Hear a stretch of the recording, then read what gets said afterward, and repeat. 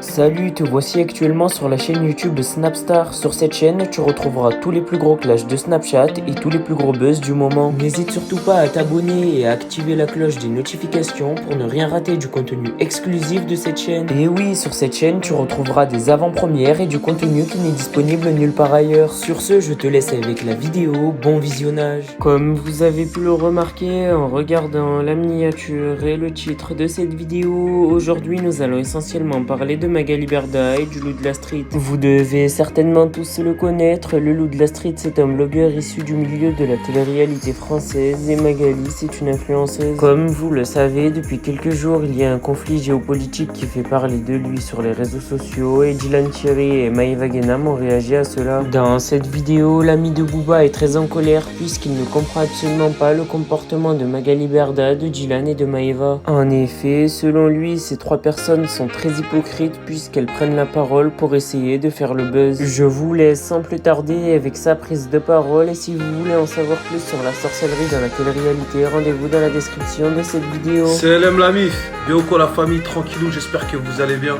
La famille, je me suis embrouillé avec un mec là, il m'a foutu la rage. Oh là, je vous mens pas, je vous explique. Il y a un pote à moi, il est dans les jouets depuis 20 ans, tu vois. Et il y a un mec, il a mis un truc sur internet, tu vois. Il a dit ouais, il y a des colis qui partent pour la Palestine et tout. Mon pote, il m'a dit vas-y, t'as vu, moi je suis dans les jouets, j'ai des hangars de jouets, t'as vu, je vais donner. T'as vu, je lui dis ah ouais, de la bombe, on a pensé pareil, t'as vu. On s'est dit c'est la guerre, t'as vu en Palestine, les enfants ils arrivent à l'hôpital, ils ont entendu des bombes, des explosions, des cris, des pleurs, tu vois, ça va les aider, tu vois. Une poupée, un livre, tous les jouets du monde, c'est des puzzles en mousse, et il a tous les jouets du monde, tu vois. Ça, c'est vraiment un mec qui a les moyens, qui pouvait vraiment donner beaucoup de jouets. Sur la tête de ma mère. C'est pas, on arrive là-bas, le mec, il dit quoi à mon pote? Ouais, les jouets, c'est haram. La famille. Wallah, j'étais à 2 doigts de lui mettre une patate. Après, mon pote, il m'a dit, nah, Chétan, c'est un frère. Je lui dis, ça, c'est un frère, ça? Je lui dis, wallah, ces gens-là, ils t'écœurent de l'islam, de l'homme, de l'humanité, de la génération à son arrière-grand-père, de tout. J'ai jamais vu ça de toute ma vie. Il nous a dit, les jouets, c'est haram. Mais vous rendez compte ou pas? Ces gens-là, c'est pas des fiches S qu'il leur faut. C'est des fiches YZ. Quand vous tapez son nom, normalement, la DGSE, il y a un mec qui passe en YZ. Faut leur mettre des fiches YZ à eux. Laissez tomber S. Mettez-leur YZ, voilà, c'est mieux. Donc la famille, je sais que sur cette story, il y a des gens qui vont être d'accord avec moi. Il y a des tarés ou des extrémistes qui vont m'insulter. C'est pas grave. T'as vu, quand t'es normalement constitué, tu sais que...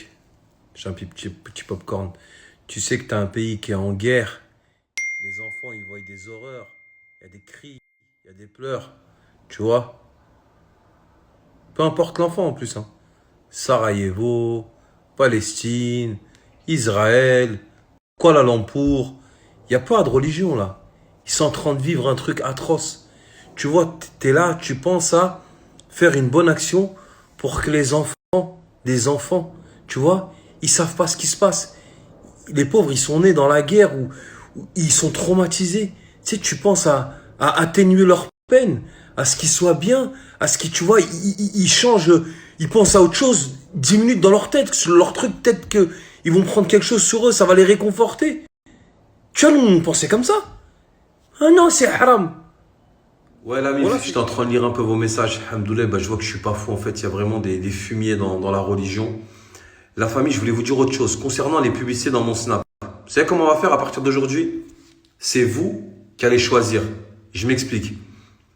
Je vais mettre là une publicité et vous allez mettre le pouce en l'air si ça vous intéresse. Si ça vous intéresse pas, vous mettez le pouce vers le bas. Et en fonction des gens où il y aura le plus de votes, je publierai ou je publierai pas. Là, c'est pour une fille qui a une agence de voyage sur Paris, qui fait beaucoup les vols pour l'Algérie, qui a des prix super et qui fait aussi Dubaï, la Thaïlande, le Mexique et le monde entier, qui a des super prix. Donc, est-ce que ça vous intéresse? Cette femme qui a une agence de voyage sur Paris a des prix attractifs. Je vais mettre la question juste après. Vous mettez le pouce vers le haut si ça vous intéresse. Si ça vous intéresse pas, vous mettez le pouce vers le bas. Et s'il y a plus de pouces vers le haut que de pouces vers le bas, je la partagerai. Salam la mif! Bien ou quoi la famille? Tranquillou, j'espère que vous allez bien. La famille, je sais que les gens qui me suivent, beaucoup ne sont pas de la génération de TikTok. Mais voilà, malheureusement, va falloir s'y mettre.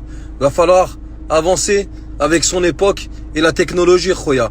Donc la famille, TikTok, c'est un bon moyen de rentrer avec les gens qui font des dingueries dans leur live et de parler avec eux. Pour ça, j'ai besoin de vous, j'ai besoin de votre force. Donc la famille, je vais vous demander un truc simple, clair et net. Je vais mettre mon TikTok juste après. Abonnez-vous, partagez-le au maximum. Si tu m'aimes bien, je t'ai déjà fait rire au moins une fois dans ta vie et j'ai fait quelque chose qui t'a plu, screen-le, mets-le dans ta story. Sinon, c'est pas grave, je t'en voudrais pas. Mais la famille, voilà, on va faire un raz-de-marée. On va faire ce qu'on a fait sur Snap, on va le faire là-bas, x10. La famille, go go. Meurtri de la situation. Voilà, comme moi, j'espère qu'il y a un politique qui réagira à cette story qui a été faite où on a rayé Israël de la carte avec un grand sourire. D'accord ? Son compte Instagram à 1 600 000 personnes.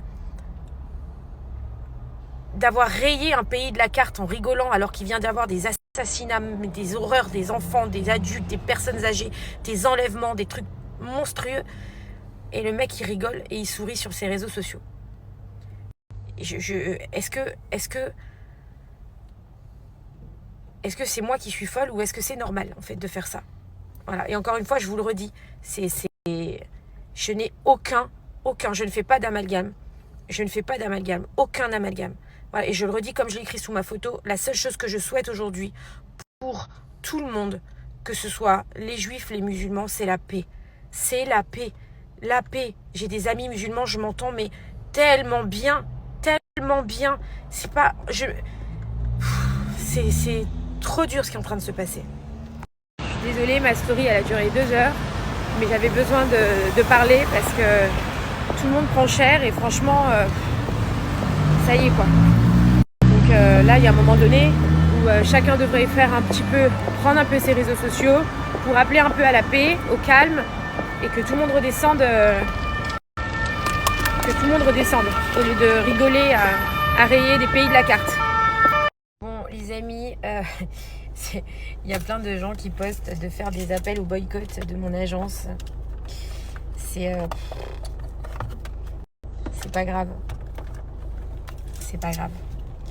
Donc maintenant, l'idée, c'est d'aller harceler les influenceuses qui sont dans mon agence en leur disant qu'il faut partir parce que...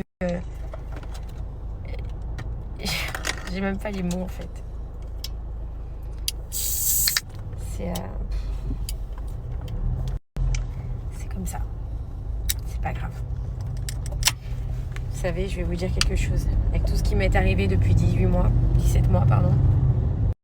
Franchement, vous pouvez continuer à essayer de me mettre par terre. Déjà, je le suis déjà.